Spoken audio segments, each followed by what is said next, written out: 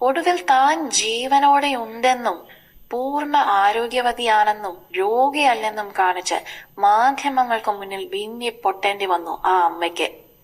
സ്വന്തമായി ഒരു വീടെന്ന സ്വപ്നവുമായി നടന്ന അമ്മ ഒടുവിൽ ഒരു ദിവസം മോഹൻലാലിനെ കാണാൻ തീരുമാനിച്ചു.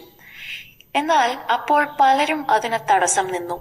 കയ്യിൽ 5 പൈസയില്ലാതെ വൈറ്റിലയിൽ നിന്നും ഇടക്കൊച്ചിയിലെ ഷൂട്ടിംഗ് ലൊക്കേഷനിലേക്ക് നടന്നു ചെന്ന അമ്മയെ ഗേറ്റിൽ വെച്ച് സെക്യൂരിറ്റി തടഞ്ഞു നിർത്തി. ഭാഗ്യത്തിന് ആ സമയം പുറത്തേക്ക് വന്ന മോഹൻലാൽ അമ്മയെ കാണുകയും ഗേറ്റ് തുറന്ന് ഓടിച്ചെന്ന് കെട്ടിപ്പിടിക്കുകയും ചെയ്തു.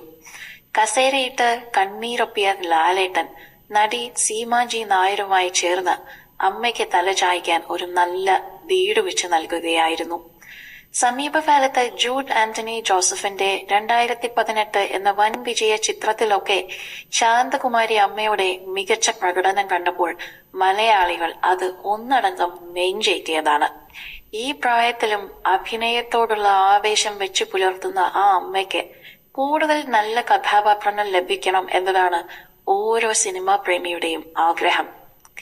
കള്ള കഥകൾ പ്രചരിപ്പിച്ച് കരിയർ തകർക്കാൻ ശ്രമിച്ചവർക്കു മുന്നേ അതിജീവനത്തിന്റെ കരുതൽ കൊണ്ട് സ്വന്തം ജീവിതം പിരിച്ചെഴുതിക്കൊണ്ടിരിക്കുന്ന ശാന്തകുമാരി അമ്മ എന്നും മലയാള സിനിമയ്ക്ക് ഒരു അഭിമാനം തന്നെയാണ്.